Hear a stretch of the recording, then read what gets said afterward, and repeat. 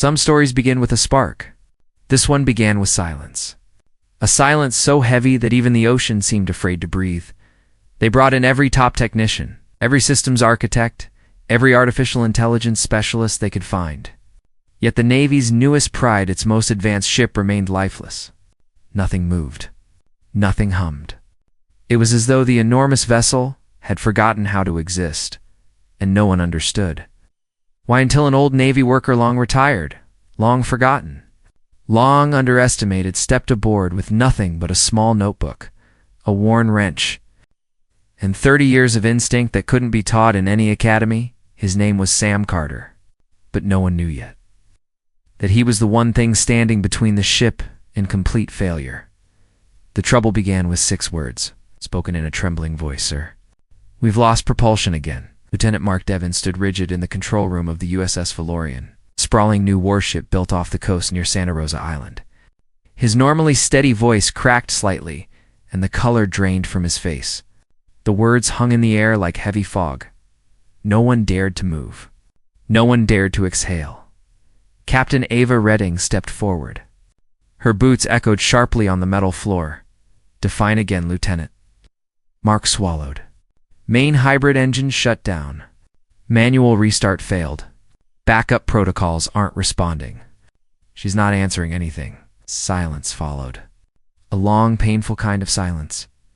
Chief Engineer Evan Brooks, hunched over a diagnostics panel he'd been glued to for 4 straight hours, muttered a low curse. He still didn't look up. This was only day 2 of a 5-day classified training mission. They weren't even far from shore, just under 140 miles off the California coastline. But the Valorian, a ship that cost over $4 billion to build, became little more than a giant metal shell. No motion. No weapons. Weak communications. Barely enough power to keep essential systems alive. One of the Navy's proudest creations had turned into a floating ghost. Its hybrid propulsion system had been advertised as untouchable, a marvel combining electric turbines, gas boosters, and a self-learning AI that monitored engine health in real time. Only a small circle of engineers even knew how the system worked, yet none of that mattered now. All that brilliance had gone cold. In the engine room, tension pulsed as sharply as the heat still radiating from the machinery. 10 engineers, some Navy, some civilian, crowded around dead panels and dark screens. Sweat soaked through uniforms. Red eyes hinted at sleepless hours. They'd updated software, replaced boards, rebooted the AI twice. Nothing responded. At 0400 hours, Captain Redding had made the call no one wanted to hear. "We're done guessing," she declared, pacing across the briefing room. "Someone outside this team needs to look at it." Commander Aaron Malik, head of engineering aboard the ship, shook his head. "That won't go over well. Command handpicked this group. They'll see it as a failure." Ava held his gaze. "And keeping this ship dead another day will look worse." She already knew her career, maybe her entire future in the Navy, hung in the balance. When word reached higher command, they weren't pleased. Far from it. But eventually, approval came through. A chain of encrypted messages and urgent calls shot through the hierarchy next. Propulsion consultants across the country were contacted one after another. Almost every one of them declined. Too risky. Too little intel. Too much reputation on the line. By day 3, morale sank to the lowest point the crew had ever felt. Rations were fine. But patience wasn't. Petty Officer Jenna Rain, usually the most upbeat sailor on the lower deck, barely spoke during her shift. The ship felt heavy, like it wore the same exhaustion as its crew. People moved slower, ate slower. Some avoided meeting each other's eyes. Others kept their heads down, pretending not to worry. Most didn't pretend at all. In the engine room, the faint smell of burnt insulation still lingered from the last emergency restart. Another fuse had blown overnight, one of the final backup relays. The AI was caught in a never-ending diagnostics loop. Unable to interpret its own failures, Commander Malik crouched beside an access panel. Jaw tight. "We're missing something basic," he muttered. "Something we're all overlooking." Civilian coder Emily Cho scrolled through lines of system code. The system was designed under perfect conditions. she said quietly. Ships don't live in perfect conditions. Malik sighed. Then maybe we need someone who understands chaos. Before anyone could respond, the shipwide comms activated. A civilian specialist had been approved for emergency clearance. Arrival by helicopter within the hour. All engineering personnel to standby. Most of the crew whispered guesses. Maybe a brilliant young coder from Stanford. Maybe a big-shot contractor from DC, maybe. Some hotshot inventor trying to prove himself. Only, the captain and a few officers knew the name. Sam Carter. They didn't expect what? Stepped off that helicopter, the Black Hawk touched down. Roughly on the improvised landing point, salt water whipped across the deck, but the man who emerged didn't fit anyone's idea of a specialist, or old work boots. A faded windbreaker, a face lined with years of sun, worry, and diesel fumes. In one hand, he held a battered notebook. Around his neck hung a stethoscope the color of old slate. No laptop, no new tech. No flashy credentials, Chief Engineer Evans stared. That's him? Sam ignored the question entirely. He simply asked, "Where's the engine room?" His voice was quiet but firm, like a man who hadn't wasted a word in years. They walked through the ship's corridors in near silence. The sound of boots echoing softly, Sam asked only 3 questions. What hybrid system is she running? Emily answered. Twin-core Hydra hybrid. Last-gen code. Semi-autonomous diagnostics shell. What isn't she doing? Malik replied, anything. And what did she do right before she died? No one answered. They didn't know Sam stopped outside the engine room. He tapped his palm against the wall twice, listening to the faint vibration through the metal. He nodded to himself. Don't touch a thing until I've heard her, he said, inside. The engineers exchanged skeptical looks. He hadn't asked for system logs. He hadn't requested data. He hadn't booted up a single program. Instead, he walked up to the cold propulsion core, set his stethoscope on a junction pipe, and listened, not for seconds. For nearly a full minute, the entire room watched him like he was from another world. Then Sam finally straightened, and the first words he spoke changed everything. Who adjusted the heatsink capacitors after the shutdown? A young mechanic raised a trembling hand. I did. Following the default sequence? Sam shook his head. You followed it wrong, he said gently. Not your fault. The sequence wasn't meant for a hot core mid-cycle failure. Turned to Malik.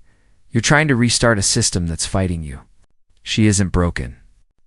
She's defending herself. The room fell perfectly still. Emily whispered, Is that even possible? Sam nodded. Happened long before the Navy buried the notes. This ship isn't just complex. She's scared. He didn't smile. Not really. Just a weary half-curve of the lips. You've been yelling at her, he said. I'm here to speak her language. Sam Carter's presence in the engine room felt strange at first, almost out of place. He didn't match the advanced machinery, the polished metal, the rows of blinking systems meant to guide the ship through anything. Yet somehow, the worn notebook and the old stethoscope felt more fitting than any of the engineers wanted to admit. Captain? Ava Redding arrived as Sam directed the crew to rewire components they hadn't even considered. She didn't interrupt. She simply watched. Watched the old sailor move with quiet certainty. Watched engineers half his age wait for his instructions. Like students gathered around a teacher they didn't realize they needed. For the first time in days, the room carried a fragile sense of hope, thin but real. None of them knew yet how far back this story truly stretched, and why Sam had responded to a call he had turned down so many times over the years, 7 years earlier. Sam Carter had walked off the deck of the USS Hawthorne without ceremony. No farewell salute, no speeches, no party. He simply lowered his tool bag, shook the captain's hand, and disappeared into civilian life. He had spent decades working on ships' different names. Different crews, different oceans, but the same heartbeat under the steel. Every engine he touched became a memory. Every malfunction left a mark on him. And then life changed. His wife, Leah, passed suddenly. After that, Sam never boarded a Navy ship again. That was a promise he made quietly to himself, one he kept without hesitation. He settled in a small town near Norfolk, in a rust-stained garage that smelled of sea salt and old oil. Neighbors brought him broken motors, battered pumps, stubborn boat engines nobody else could revive. Somehow, Sam always managed to coax life back into them. He didn't charge much. Mostly, he cared about the work, the noise, the familiarity. On the morning the Navy called, Sam was deep in the frame of a decades-old outboard. Engine from the 1970s, his hands were covered in grease. The radio played softly. Life was predictable. Then the landline is ancient. Barely working landline dash rang. Sam almost didn't answer, but something in him made him reach for it. "This is Carter," he said. Wiping a hand on a rag, a pause. Then a voice he hadn't heard in years spoke. "Sam, this is Admiral Rowan Hale." Sam froze, not out of fear, but out of recognition. He remembered Hale clearly.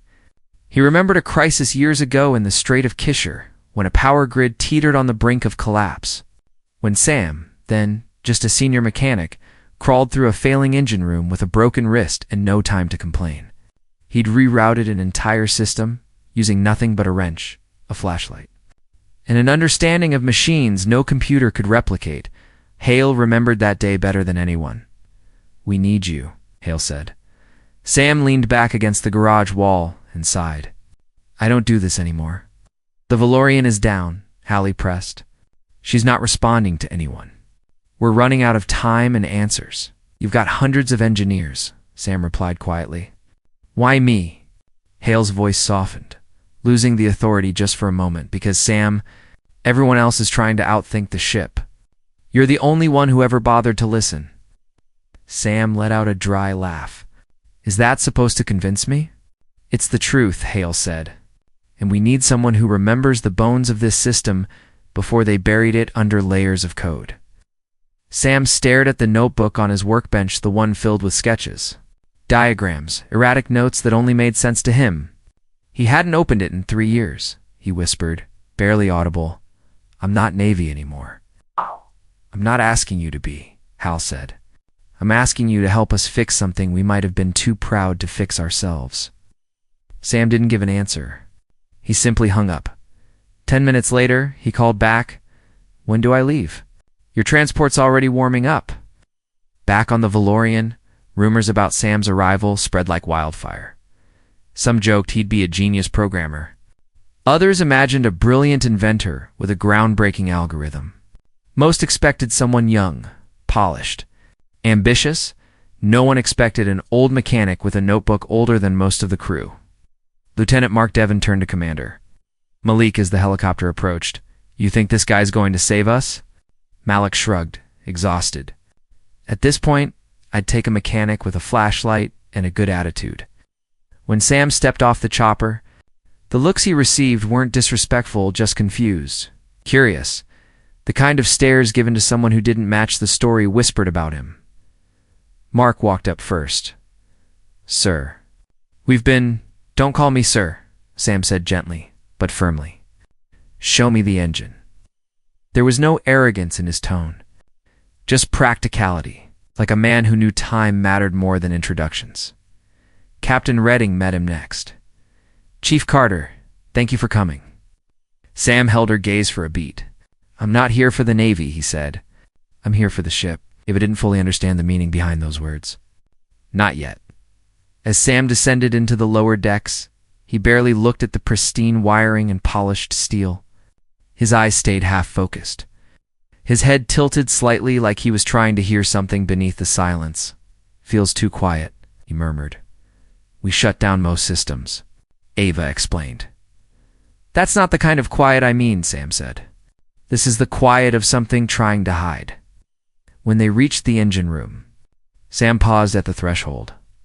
10 engineers stood around the massive ignore hybrid corn, now lifeless and cold. One civilian leaned to his coworker, whispering just loud enough, "They sent us a maintenance guy." Sam heard it.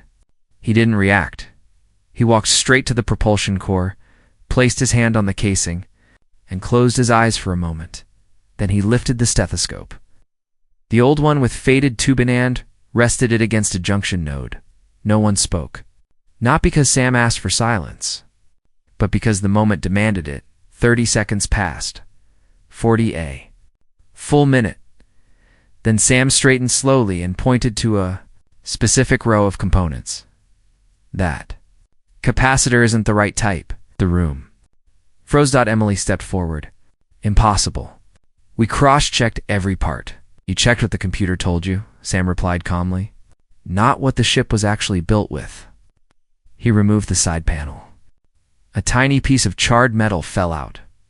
Prototype variation, Sam explained. This model was swapped during early testing. The update never made it into production manuals. Malik whispered, stunned. How do you know that? Sam shrugged lightly.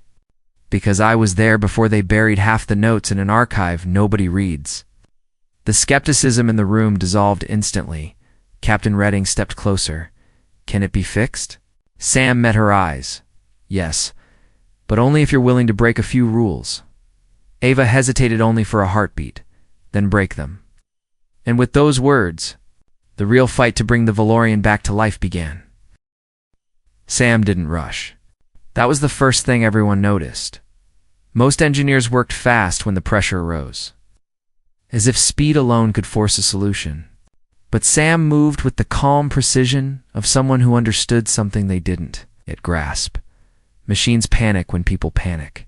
He sat cross-legged on the metal floor, laying out a few simple tools from a small canvas pouch, a screwdriver dulled from decades of use, a soldering iron wrapped in electrical tape, a tiny brush meant for clearing carbon dust, tools too ordinary to belong on a billion-dollar warship, and yet somehow more fitting than anything else in the room. Pull the relay from the communications housing, Sam said without looking up. But leave the shielding intact. Break it, and we're done. Petty Officer Liam Ross, one of the youngest techs on board, nodded with new caution. He disappeared down the corridor, handling the request as though Sam had asked him to carry something fragile and ancient. Commander Malik paced, arms folded. So you really think one outdated capacitor caused all this? Sam glanced up. No, I think it triggered the real problem. What real problem? Emily asked. The ship thinks she's under attack. The room went cold. Sam placed the burnt capacitor beside the new one. They looked almost identical. But he pointed at the faint scoring inside the older piece. This little mismatch creates a feedback echo. The AI tries to read it, fails, then shuts down to protect itself. Every time you force a restart, you make it think the threat is still there. Emily stared at the two objects like they were artifacts from another planet. Didn't even know the AI could go into a defensive lock. Sam's voice remained steady. It wasn't designed to. But machines don't always behave the way they're meant to. Ross returned with the salvaged piece. He held it like it was a fragile relic. Sam nodded. Good. He took the replacement, rolled up his sleeves, and began working. No gloves, no blueprints. Just years of knowing how machines whispered before they screamed. Wires were clipped, contacts cleaned. The soldering iron hissed sharply, filling the air with a hot metallic smell. Everyone watched, barely breathing. Captain Redding had come down from the command deck again. She leaned quietly against a railing, arms crossed, expression unreadable. She didn't ask questions. She didn't interfere. She just watched the way Sam's hands moved, steady, patient, sure. When Sam finished, he sat back with a faint exhale. All right, he said. Cycle the primary. Do not force her awake. Let her rise on her own. Malik swallowed. Restarting now. The lights flickered. The floor vibrated as if something deep within the ship stretched after a long sleep.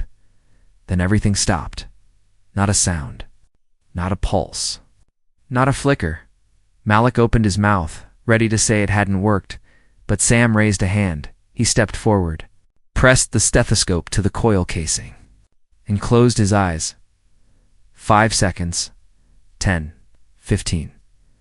A faint click echoed inside the panel. A heartbeat later. The main diagnostic screen blinked to life, dim, weak, but alive.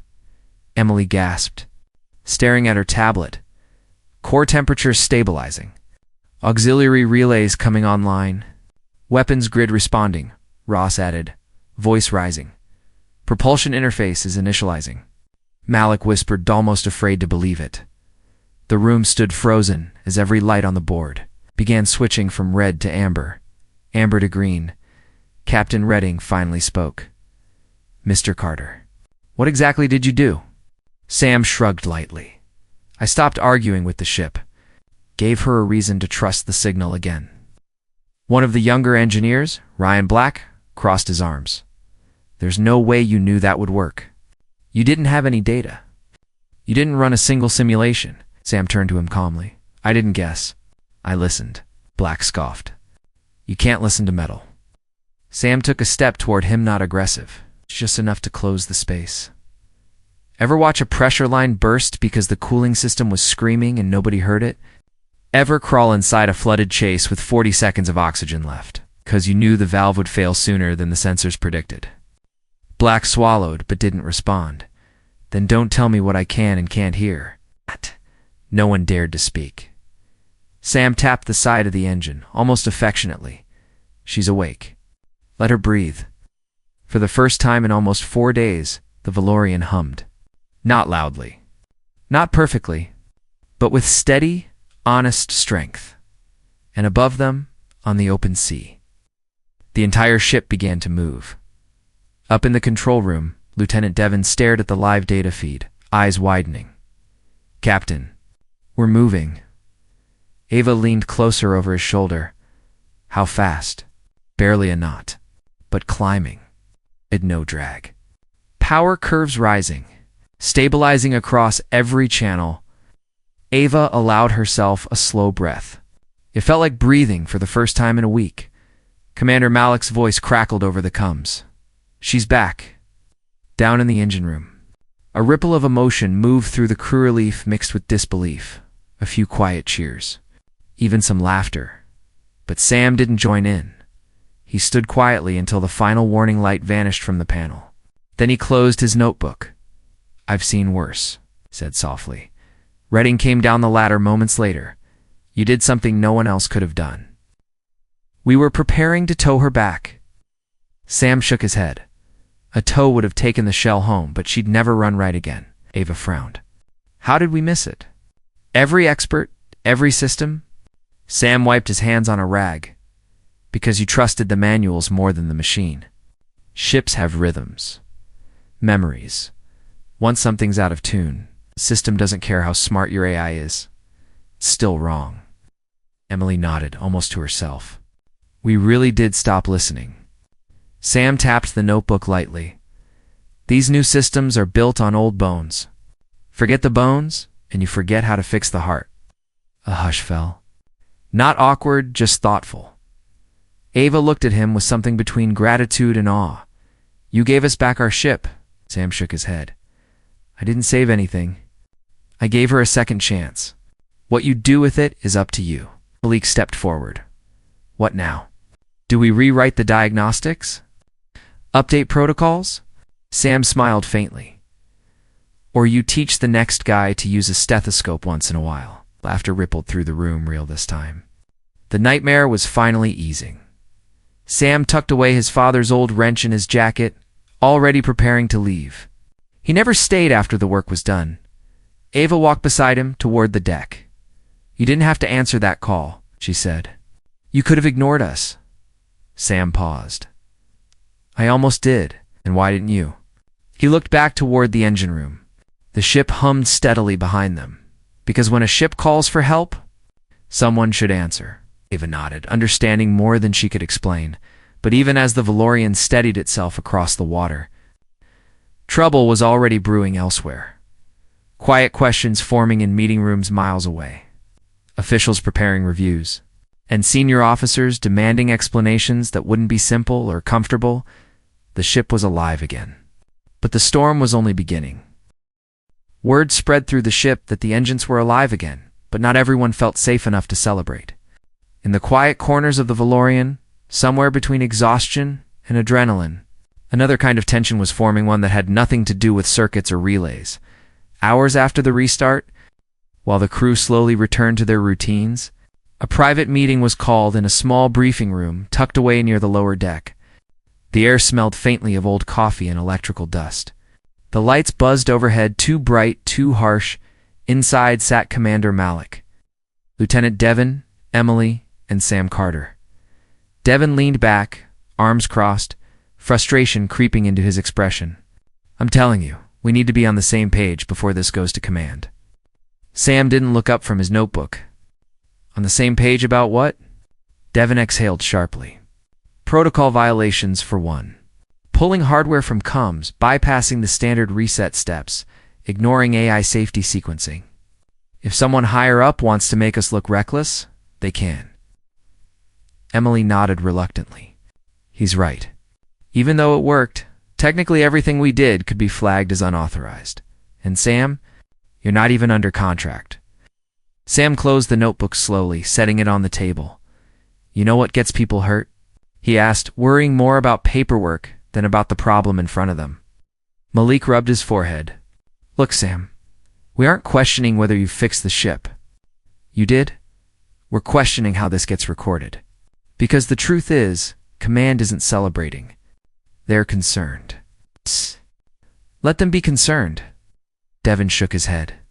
"With respect, that's easy for you to say. You're walking off this ship in an hour. We're the ones who'll be sitting in front of review boards." Sam gave him a tired smile. "I didn't ask for any of this. I didn't push for a second chance at some Navy reunion. I came because something was sinking." Emily spoke up again, quieter this time. "He's not wrong, Malik, but still. This whole thing can get spun the wrong way." Sam leaned back, expression unreadable. "If the folks in suits want to twist a rescue into a mistake, they will. Doesn't matter what you put in the report." Before Malik could answer, footsteps echoed in the hall. Captain Redding entered, tablet in hand, face stern but composed. "They want me on a secure call in 10 minutes, she said. "Upper command is already pushing their own narrative, calling it a temporary systems anomaly, trying to minimize the whole ordeal." Sam gave her a knowing look. "Of course they are." Ava hesitated before continuing. "They're also asking how an uncredentialed civilian ended up with full access to propulsion." Sam let out a soft breath through his nose. "Tell them I brought cookies." Ava didn't laugh, but the corner of her mouth twitched. Sam stood, picking up his notebook. "Tell them the truth, that the ship was dying, that every expert failed, and that an old man walked on, listened, and did what needed doing.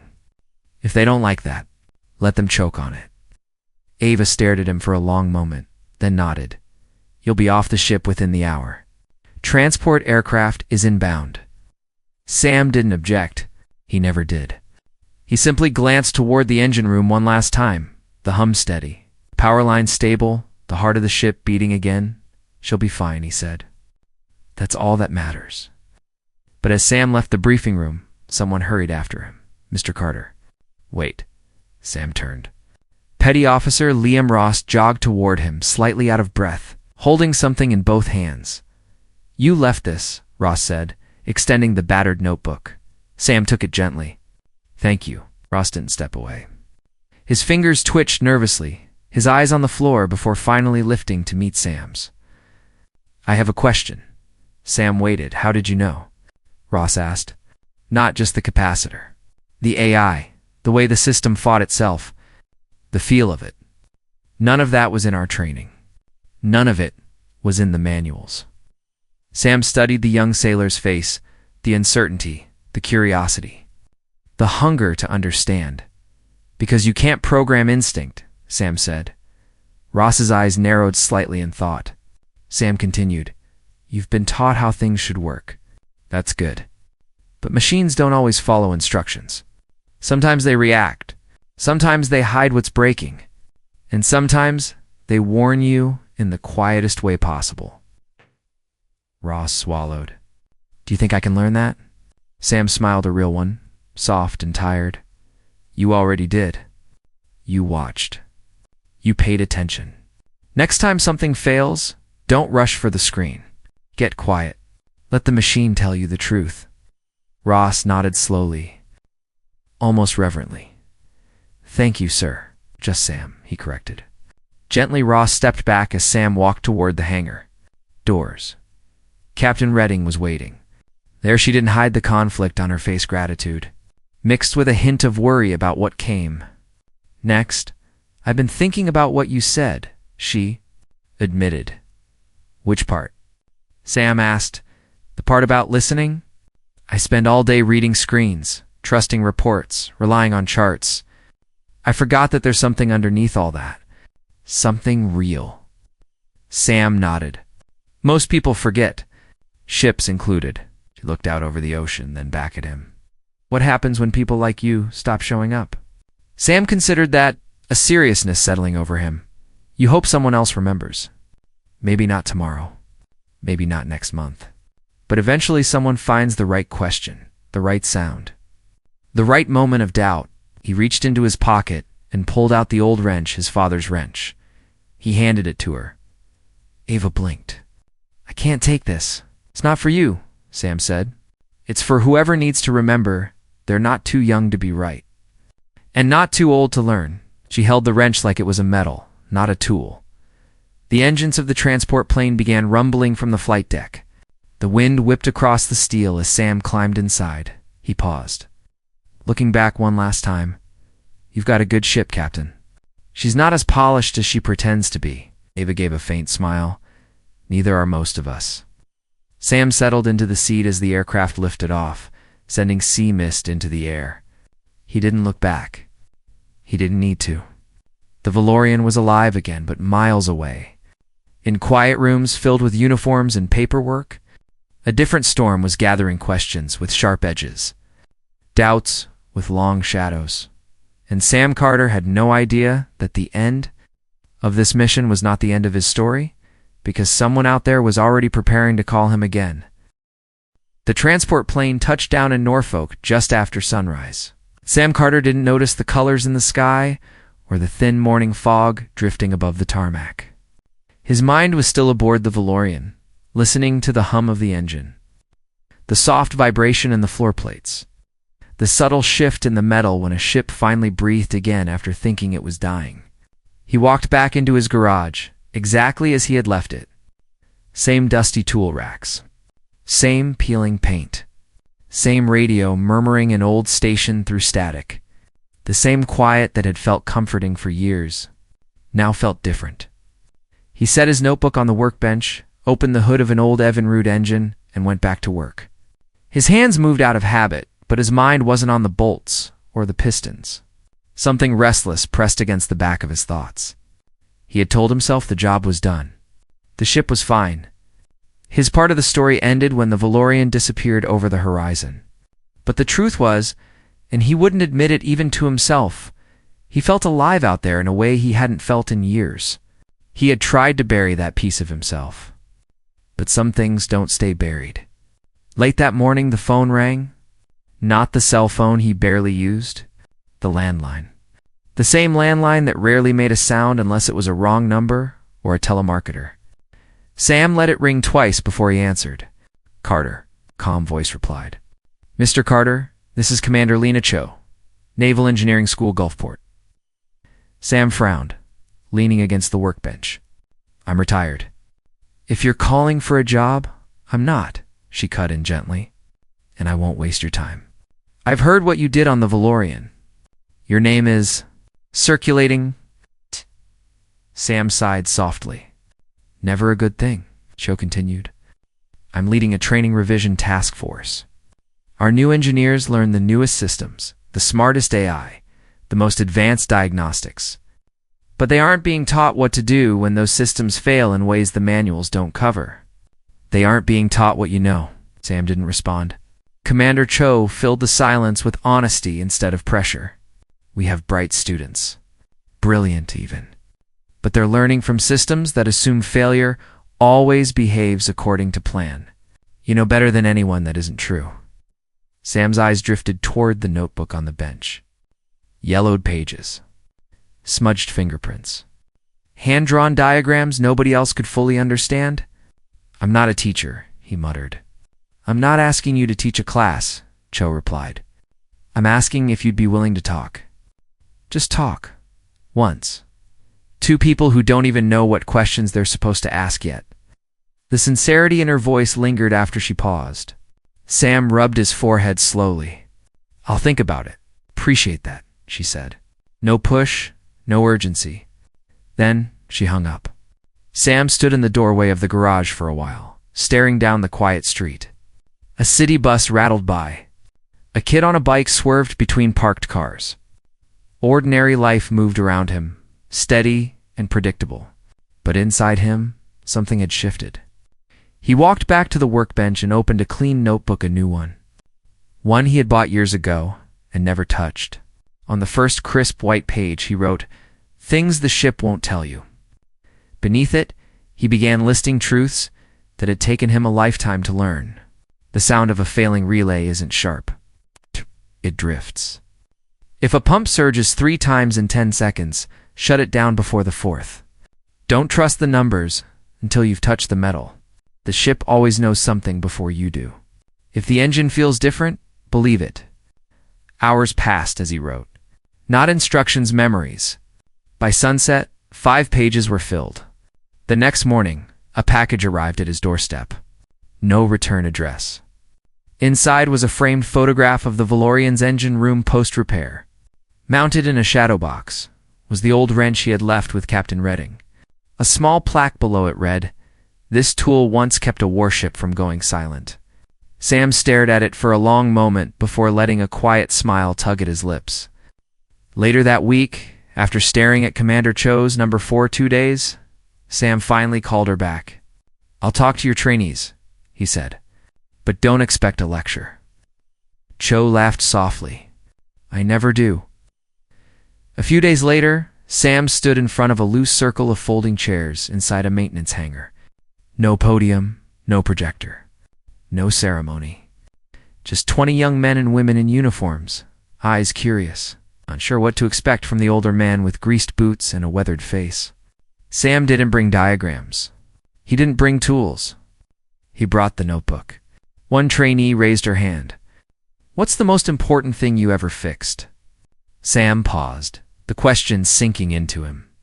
He could have said the Valorian, or the power grid failure in the Strait of Kisher, or the emergency bypass he once built out of scavenged parts during a storm. He could have chosen glory, but he didn't. "My patience," he answered. The room fell silent, absorbing the kind of truth that comes from experience rather than pride. "You'll panic someday," Sam continued. "You'll hear a sound you don't recognize. The ship will stop responding. People will look at you like you're supposed to save them. And if you let the fear talk first, you'll miss what the machine is actually telling you." He tapped the notebook lightly. "The good ones. They listen twice before they touch anything." After the session, a young woman with grease still streaked across her coveralls approached him. "Do you think machines remember us?" she asked. Sam chuckled softly. "Maybe. But the better question is, will you remember them?" She didn't answer. She didn't need to. He held out the notebook. "Not the new one. The original? Copy what you want," he said. "But only if you plan to add to it." She took it as though accepting a torch in a relay she didn't realize she had entered. That night, Sam sat in his garage with the radio playing low. The wrench that once hung beside his workbench was gone, now somewhere aboard a ship that had found its voice again. Sam didn't feel proud. He didn't feel like a hero. He simply felt useful, something he hadn't let himself feel in a long time. Because sometimes what people leave behind aren't tools or blueprints. Sometimes it's a way of listening, a way of noticing what others overlook, a reminder that experience still matters in a world chasing newer and faster answers.